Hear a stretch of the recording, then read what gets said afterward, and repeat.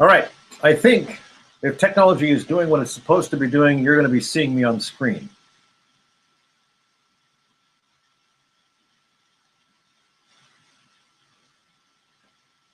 This is weird because I have my screen here where I can see the camera. See, there's the camera right there. And then if I look over here, I've got the broadcast. And there's about a 10-second delay. It's just kind of interesting. So I'm going to take my headphones off.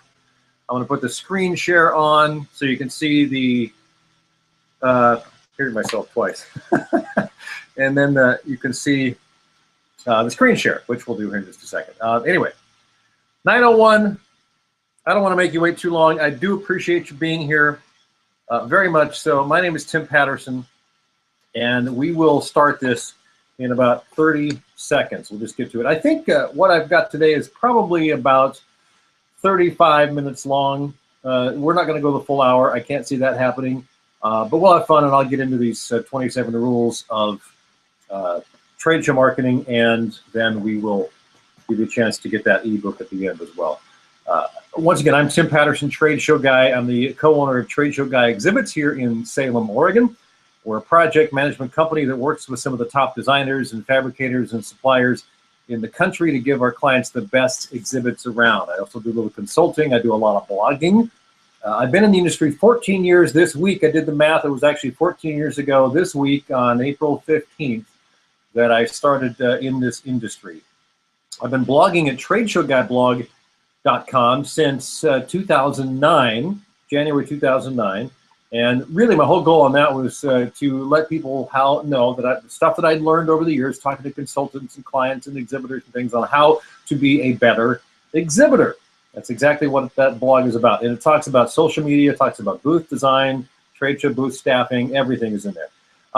In the years I've been in this industry, I've written a lot. That's what I did since I was a kid, is I like to write and share ideas. I published a number of ebooks and a couple of paperbacks, including the very first ebook, which was 101 Rules of Trade Show Marketing. That I wrote back in 2009, about the same time I put the blog together. Since then, I really promoted it like crazy for a couple of years, and it got downloaded about 5,000 times. I haven't promoted it a whole lot recently, and I've revised it briefly a couple of times.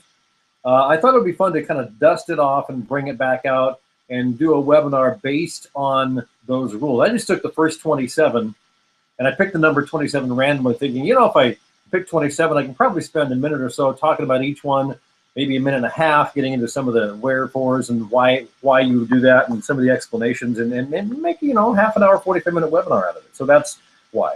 Last year, I wrote and published a book called Trade Show Success, 14 Proven Steps to Take Your Trade Show Marketing to the Next Level. It's on Amazon. You can buy it for about 20 bucks. Although at the end of this webinar, I'll also tell you how to get a free digital copy of that. It's available as a PDF. Paperbacks are cool. If you want one, let me know. I can get you one, as well as Amazon. At the end of today's webinar, I'll show you how to get your own copy based on the book 101 Rules of Trade Show Marketing, which this webinar is based on. So hang on, I'm going to switch to my screen share here real quick so you can see what we're seeing. Let's see here. How do I do this? Make sure I get the right one. There. See if this works. Start screen share. You should be seeing it here any second.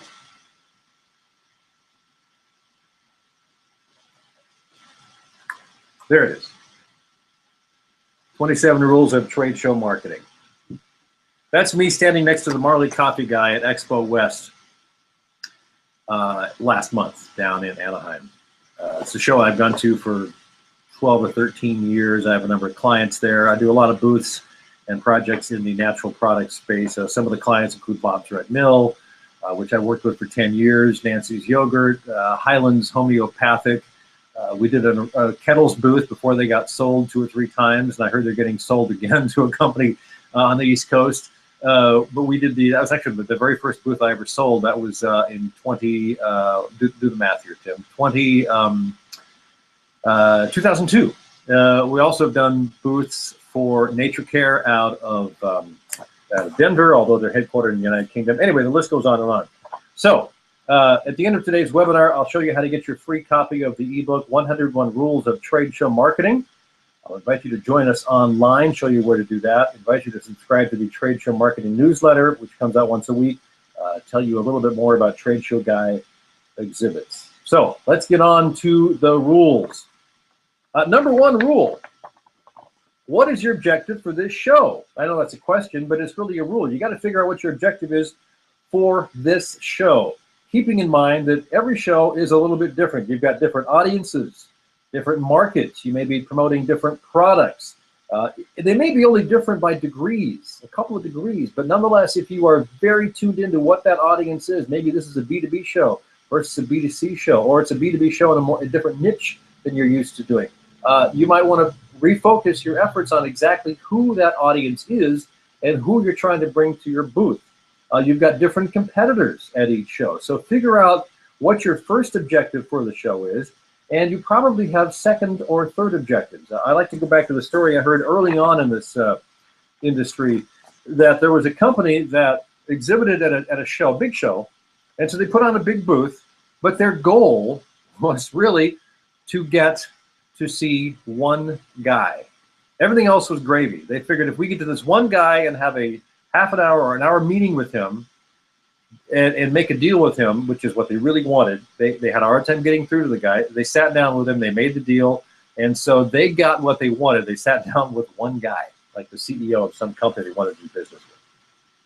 Rule 2, your booth graphics should grab a visitor's attention.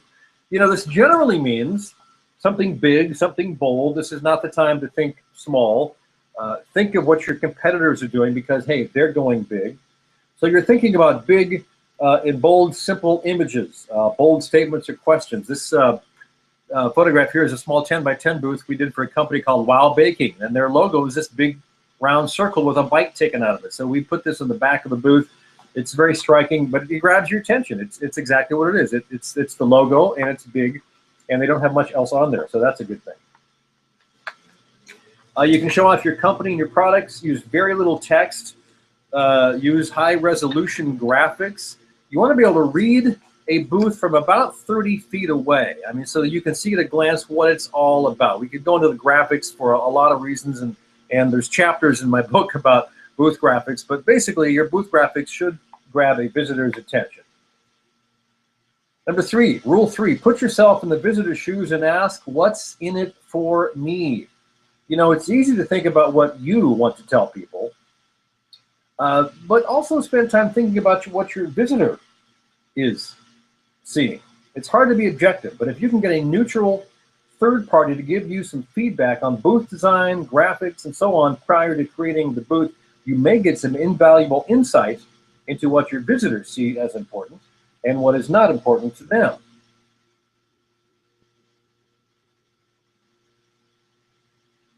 All right, rule number 4, your booth staff needs to be prepared for the chaos.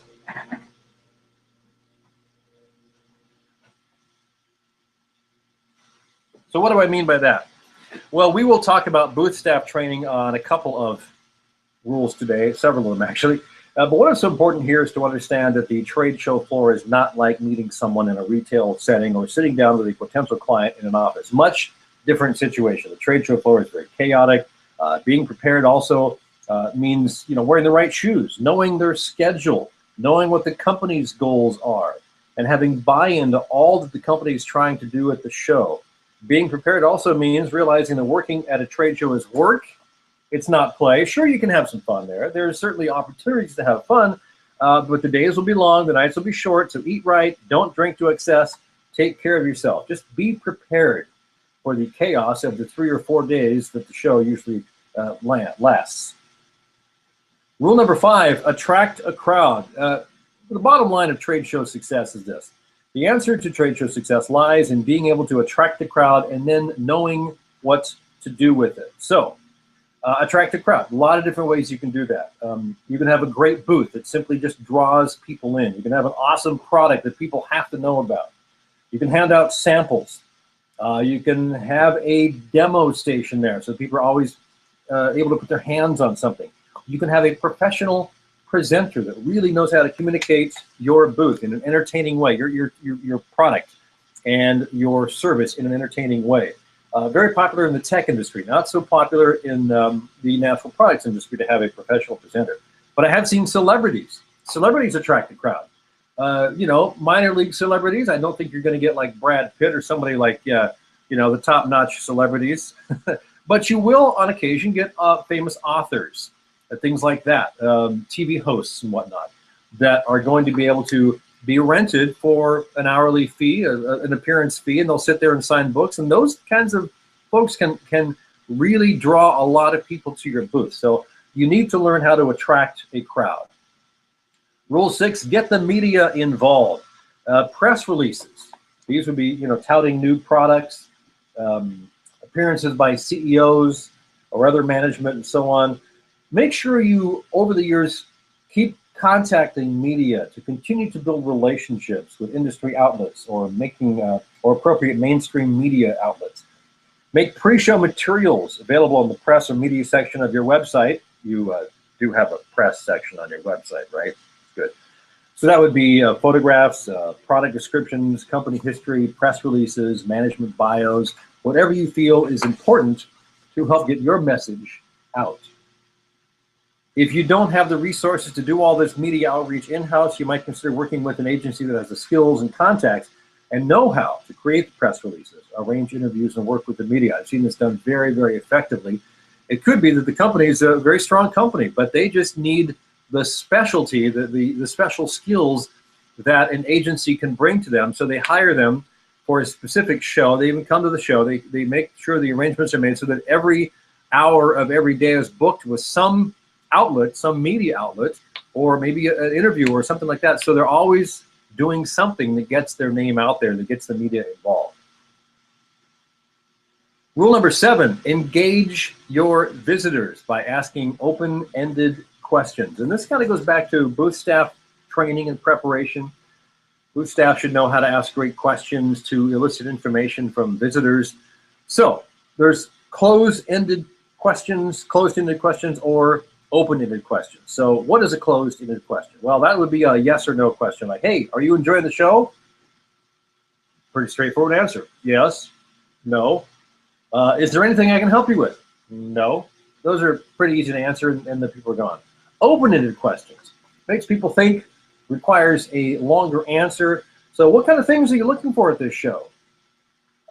What kind of things do you consider important when you think about our product or service? What kind of challenges do you face in fill in the blank? So ask open-ended questions. A good rule for any sales approach, but certainly at a trade show when you want to engage people that are passing by.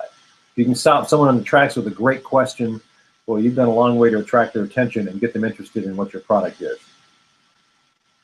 Rule number 8, train your booth staff. I would wager that a trained booth staff is probably the main piece of your trade show marketing endeavors that will have the most success. So having a great booth, for instance, does not guarantee success. It really helps. Having a great product doesn't guarantee success, but that's critical. Having a trained and well-prepared staff is not only one of the best investments you can make, but it pays off immediately because your company is viewed through your booth staff. These are the frontline people. These are the people that if your booth staff was a radio station, these are the people they will listen to when they tune in, because that's who they hear and they see. They don't see all the back office stuff. They don't see who makes things run back at the plant. They don't see how things are made, but they do see the booth staff, and that's who they interact with. They know how to represent the company. So having a trained booth staff is critical. This goes back to previous rules. Your booth staff should be prepared for all the chaos. Now, I would also think that not a lot of companies actually spend money to train their staff, but those that do find out that it's a pretty darn good investment. A quick story. Andy Sachs of Spark Presentations, he's actually going to be on our next webinar here in a month from today. He likes to tell a story about how he often trains booth staff on the show floor prior to the show opening for the first day. So he spends an hour, maybe 90 minutes with them prior to the doors opening. So this is while other booth staff are getting ready, showing up, eating breakfast, coming in, and then spending some time. But he actually was training them, gets them warmed up for the show, but the information is fresh. They can use it immediately. So they get a great warm up to the show, and their competitors notice. They say, oh, these guys are bringing their game. They're bringing their game face to today's booth. So they know that they got to step up, and he's gotten clients out of that from competitors of the people he's training. And he's got some great stuff. We'll check in with him in a month. All right, coffee break. Hang on just a second.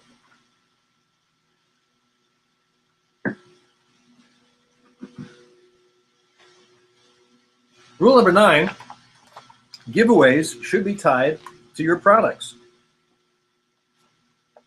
Now, we've all seen the fish bowls. Put your business card in and win an iPad or some other cool thing. That, however, is not lead generation. And this is giving uninterested people a chance to take home something cool, but it really doesn't give you a valid lead. Now, I'm not a promotional products professional, but I've worked with enough of them to get a pretty good idea of how that all works. Certainly, you can give away imprinted pens and thumb drives and coffee cups and so on. But if you can figure out how to tie a giveaway into your product or service, that makes it much more memorable and effective. And it's probably worth discussing for a moment of premium giveaways. So you might have the pens, the thumb drives, and those types of things, food samples, all that. Certainly, you give those away to anybody that comes by. And that makes a bit of an impression because they'll get home and they'll see, oh, I got the pen with the guy's name on it. Yeah, I should put this in my, and they'll get reminded of it, your company now and then. But if you target some specific types of visitors that have more interest, that are maybe the hot leads, and you have a more premium giveaway for them, maybe you only got 10 or 15 things, very specific to your product or very specific to the industry and the people you're trying to reach. So you're spending 50, 100, couple $100 maybe on these things each. But if you can make an impression as a giveaway on those people with the premium giveaways, that is also a good way to look at giveaways. Rule number 10, give your visitors something to do in your booth. This keeps them there. That's the whole goal of keeping them there. It's like building a website. When people come to your website, you want something for them to do. Watch a video, engage in answering a quiz or survey, or reading a great article. The longer they stay there, the more memorable you become to them. So how do you get visitors to stay in your booth? How do you create something that gets a visitor to stop? Can you do it with a shiny eye object that attracts their eyeballs, like a huge hanging coffee cup above? This was in Expo West. This was for White Wave with So Delicious and Earthbound Farm Organic and all this other stuff, silk. Anyway, how about have them, offer a skill or other activity. Have them answer some questions. Take a survey. Take a test or a quiz on an iPad. Certainly giving them a product sample keeps them there for a few seconds. Give a product demo. Mentioned this earlier. Have a professional presenter or speaker that keeps people engaged for 5, 6, 7 minutes. Shows them some great information about your product. And then your staff is ready to talk with these people and qualify them. How about setting up a camera and interviewing people as if you're on TV with them, and then taping those things and use on your YouTube channel? Or set up a microphone or two and do interviews with people, like for a radio show or podcast type of approach. So lots of different ways you can give your visitors something to do in your booth that keeps them there.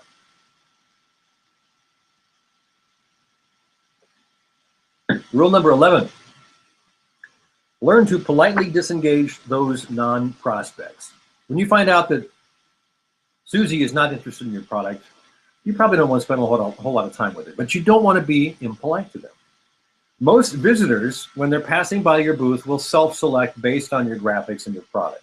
So if that's the case, and they're not interested, they won't even enter your booth. If they do enter, but soon discover they're not a prospect for your product or services, they'll usually leave. There might be a few that's inclined to stick around for some reason. They might never buy from you, but something about what you have there sort of intrigues them, so they're standing there. They are still important, so you got to treat them with respect. You might ask them what they do, and you might find out if they know of anybody that they can refer to you. If you leave them with a good feeling, even though they're not a potential client, there's a good chance that at some point they can refer people to you, and that's why you want to be able to politely disengaging with non-prospects. You still want to, you don't want to take up too much time with them, but you want to be polite and give them a good feeling so that when they do leave, they might send someone your way. Rule 12 is agree on the follow-up. Now, this is like a standard sales tactic. When I first got into sales, it took me kind of a long time to get because I always forget this step. It is easily forgettable, but it's very, very critical to moving things to the next step. So your prospect and you should not part until you both understand what the follow-up will be. Is it a phone call? Is it an email? Is it a visit? Is it sending them information?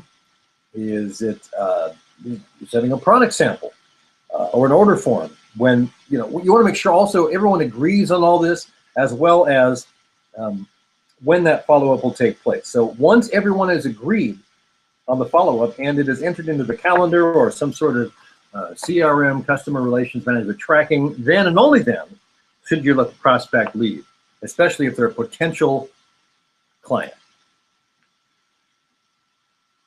Rule 13, your staff should be made of happy, outgoing people. We mentioned booth staff again, like we have a number of times. A trade show experience for an exhibitor means long hours, early mornings, some late nights, lots of standing on the floor, talking to visitors, handing out samples, making sure follow-up details are confirmed, and so on. Probably the best way to describe the type of person that excels at this environment is someone that loves the company, loves the product, and plays well with other people. If they get along good with most anybody and have a positive outlook, they'll probably make good booth staffers. So team players are the kind of people you really want at your booth staff. And generally speaking, that makes a good employee anyway. It doesn't mean every single employee is going to be a good booth staffer, but if they are a good employee, chances are there's a good chance they'll be a great staffer. Rule 14, follow up on at least half of your leads to beat your competition. This is the statistic I heard when I first got into the industry over a dozen years ago, and that was out of every 10 leads that are gathered at a trade show, 8 of them don't get followed up on. And oddly enough, that statistic has held true over the years in different surveys. It is still fairly common quoted statistic. There are a lot of reasons for this. You'd think, well, gosh, you just take them home, you call, right? But things can happen. Sometimes they don't make it home. Sometimes they get put in the box, they're in paper, instead of digitally, and the box gets lost. You didn't make digital backups. It could be that they're not graded properly, so that when John the salesman gets a list of leads and he starts making calls and he thinks these are all hot leads, and turns out that the potential clients say, I didn't want to hear from you guys for 6 months to a year. Then he thinks they're all not graded, so he doesn't take the time to follow up. Other things happen, like you make a call, you call 8 or 10 times, you can't get through. So a lot of these are never really consistently followed up on. So if you manage somehow to follow up on half of your leads and have actual conversations with someone on the other end, you will have done better than most of your competitors. So follow up on at least half your leads and you will beat your competition. Rule 15 goes back to the rule we just talked about. Be nice to all visitors. Referrals can come from anywhere. Learn to politely disengage non-prospects. Of course, you'd be nice to everyone, right? It goes without saying. But the real reason is that if you leave a good, positive, strong impression on someone, they may remember you. And when they run into someone that is looking for what you're selling, there's a higher chance they'll make that referral to you. Number 16, this is great. Spy on your competition. One of the main benefits of trade shows is that you get the chance to network with industry peers. You get to see what your competitors and your colleagues are promoting this year, what their new products are that are going to be on the shelf shortly or available on their website. You get to see the products that are brand new, what's going to be launched shortly. Networking, asking questions, it also gets you information you wouldn't have gotten otherwise about job openings, industry personnel moves, and of course, gossip. Always interesting stuff to hear. You can call it spying on your competition. You can just call it keeping your ear to the ground of what's going on in the industry. It's all good stuff, and that's what trade shows are also very good for. So make sure you spend some time looking around. Don't just spend all your time in your booth.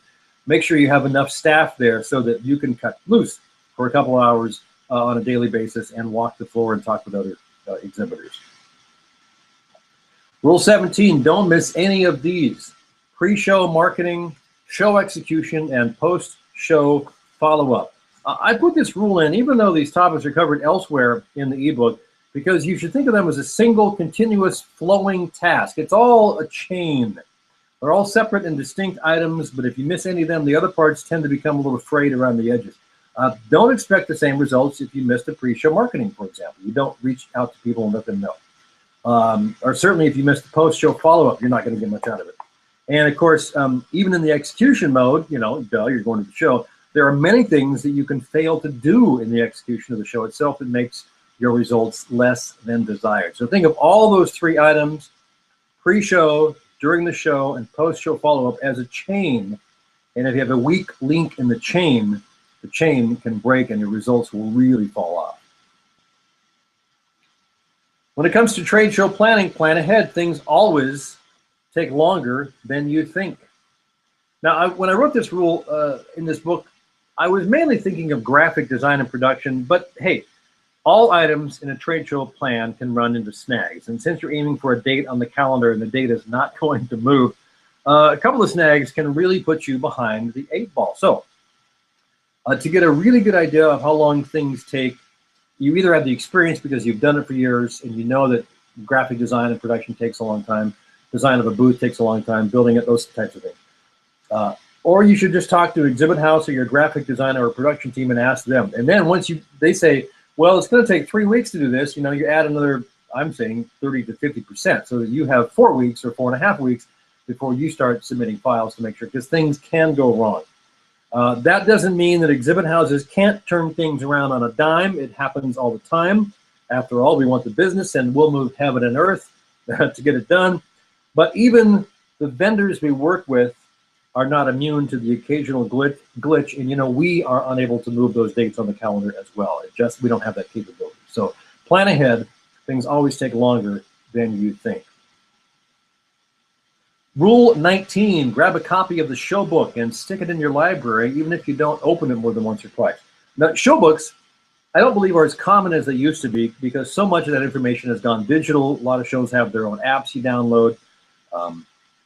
So if they publish one, you should make sure you get at least one copy. Stick it in your library. There will come a time when you want to grab some information from it. Maybe you want to know what competitors were at that show, what the booth size was, what the floor layout is.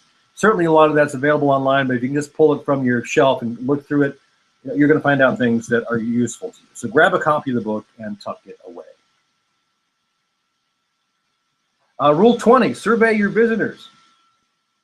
You know, I hardly ever see exhibitors take the time to ask their visitors questions. But a trade show is a great opportunity. I was at Outdoor Retailer a couple of years ago in Salt Lake City and saw a tweet as I was walking to the show, just kind of checking my phone, checking Twitter, and it said, "Come to our booth for a pair of free socks." And I thought, free socks? Who can resist? This is awesome. But to get the socks, they had me spend a couple of minutes in front of an iPad answering a few questions. So they were gathering market information about their socks and about their market. So nothing wrong with that. Trade shows are a great place to do some market research, and you don't really have to do it every hour of every show. But if let's say you dedicate one person to handling the research, they don't do anything else. So they can do surveys around your booth. They can also go to another part of the lobby or something and ask people about impressions of, did you see the booth back there? Did you see, and they can name your booth or maybe name some competitors and ask them questions about that. You're going to get some really interesting information that you can use as you move forward in your marketing efforts. You can even offer visitors a little, prize for spending 5 minutes in a more in-depth survey as well. Connect as many ways as possible with your visitors. This is rule number 21. Now, this photo that you see here is from Outdoor Retailer, where an exhibitor was inviting attendees to connect in a number of ways. So look at the top. Join us for happy hour. Okay. Number 2, enter to win. They got prize packages, so you got to stop and do that. Number 3, join us for a river cleanup, and then following that, we're going to have a barbecue. Now, this doesn't mean you have to create events outside the venue to connect with visitors, but if you can find ways to be memorable by connecting, you will reap dividends. So connect on social media, connect at the show, connect around the show. Ask people to opt into an email newsletter, invite them to a function on or off site. Take a client to dinner or to an event.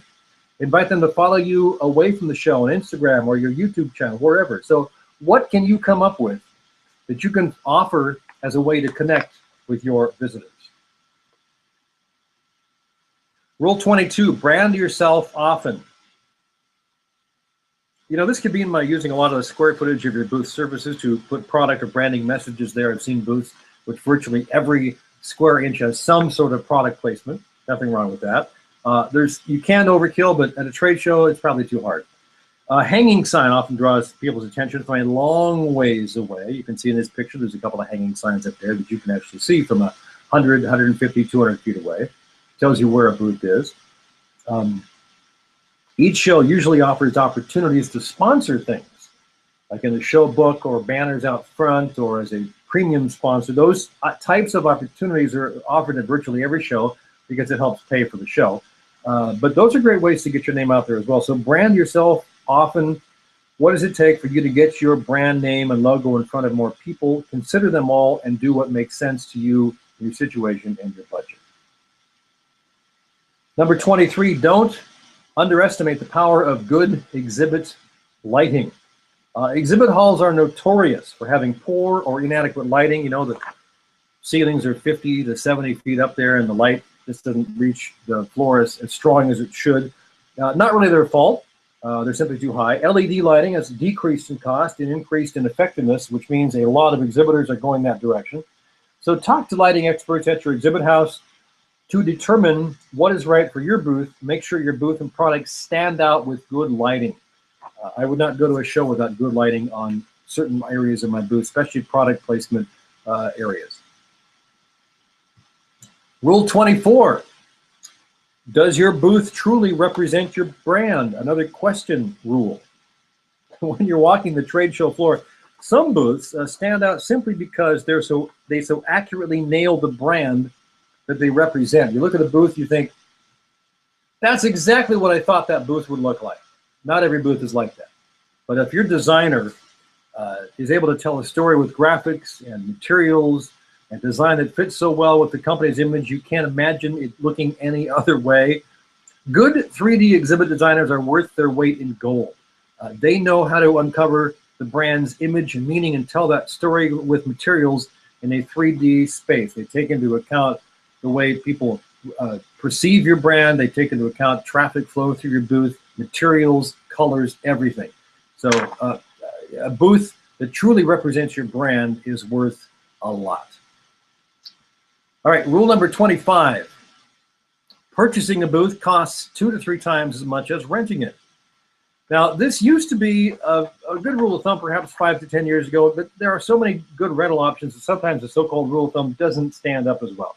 It could be that you can rent a good-looking booth for as little as a fifth or sixth of what it would cost to purchase the booth. There are pros and cons, of course, to renting versus buying. With buying, you can usually customize more than you can with retail, although many exhibit houses will customize a rental quite extensively so that you can't really tell if it's a custom rental or if it's custom purchase. Buying, of course, you're generally committed to a singular type of look for little change over several years. There are both pros and cons to this. You're locked into a look. Sometimes that's good. Renting, you can change the look for every show. You're not committed to a bigger purchase in a single look. So one way to look at a booth is if you are renting a booth 3 to 4 to 5 times a year, at the end of the year, you probably will have paid for the cost of the booth, but you might not have gotten 4 or 5 different looks during that year with that money. Rule 26, peel the onion with your visitors to uncover pain. This goes back to the sales call, standard approach for a sales call. If your booth staff or your salespeople are well trained, they can ask a series of questions that will elicit more information that uncovers their true needs, where their pain points are. A lot of that boils down to various versions of the question, well, tell me more about that. And so you're just asking and they keep peeling, and eventually you're going to get to what is really hurting them and how your product can fix their problem. And finally, rule 27. Each show is a learning experience. Take notes and review them after the show. Boy, isn't that the truth? This goes straight to the heart of one of the steps I outlined in my book, Trade Show Success, where I describe record keeping as one of the most critical pieces of your strategy as you can. By taking notes, you can learn what worked and what didn't. You can work to improve all of your processes. You can learn what your visitors thought, how they reacted to various things, such as surveys or product demos or product samples. Take lots of notes. You'll be glad you did, and so will your colleagues. I got a couple questions. I'm going to get to those here in just a second. Let me just run through the next couple of things here, and that is a little bit about Trade Show Guy Exhibits. We are a full-service exhibit project management company, from small booths to large custom design and fabrication. Of course, we do consulting on how to better become trade show marketers and bring home more leads and raise brand awareness. Hook up with us online. The main website is TradeshowGuyExhibits.com. You can download a free copy. It's an opt-in at TradeshowSuccessBook.com of my book that I published last fall called Trade Show Success, 14 Proven Steps to Take Your Trade Show Marketing to the Next Level. And then, of course, the blog is at TradeshowGuyBlog.com. And if you'd like to get a free copy of the 101 Rules of Trade Show Marketing, just send an email to info@TradeshowGuyExhibits.com. A quick note in there, and I'll make sure it comes back to you. The next webinar is actually, it says the 18th, but we've rescheduled that because of Andy's schedule to the 16th. It's going to be, but if you're on my list, you'll get notified about that, the date and time. So question, Nancy, how many times to follow up without hearing from them? I think that's a judgment call. Depends on the conversation you had with them at the show. I'll give you an example. When I was at the last show, this has been about 6 weeks ago in Anaheim at Natural Products, there was a potential client there who said, I'd really like to talk to you about a new booth. So call me next week. And I thought, okay, I need to do that. I'll call you. And I couldn't get a hold of her. And I called a week later, couldn't get a hold of her, sent an email, never responded. Finally, I think about 4 weeks went by. I called. She answered the phone. She said, "Oh, I'm so glad you called. You were very persistent. Great, thank you. I've been traveling. I haven't been able to, whatever." I think you just need to keep following up if you think there's something there. It depends on how, again, the conversation you had with them and how you left it. If you think you should keep calling them, try it. If nothing happens, let it go for 2 weeks, 4 weeks, 5 weeks, and then get back to them. Again, it depends on the product and service you have. What time frame for follow-up? I've noticed if you follow up too soon, I get lost in the flood of emails. You have to just be persistent. I think you just have to do that. So good examples of disengagement lines. Just be polite. Thank you for coming by. If there's anything I can help you out with, let me know. Or even ask them for a business card and say, hey, if I can, offer to refer someone to them. What do you do? So you're looking for them. Again, it's just down to being polite and being gracious to them and understanding that if they're persisting to talk to you, and there's someone across the booth you need to go talk to, you say, thank you for coming. I'm going to go talk to this other person now, and I'll give me a card and I'll get back to you if you'd like me to. So, just politely disengage. We can all do that.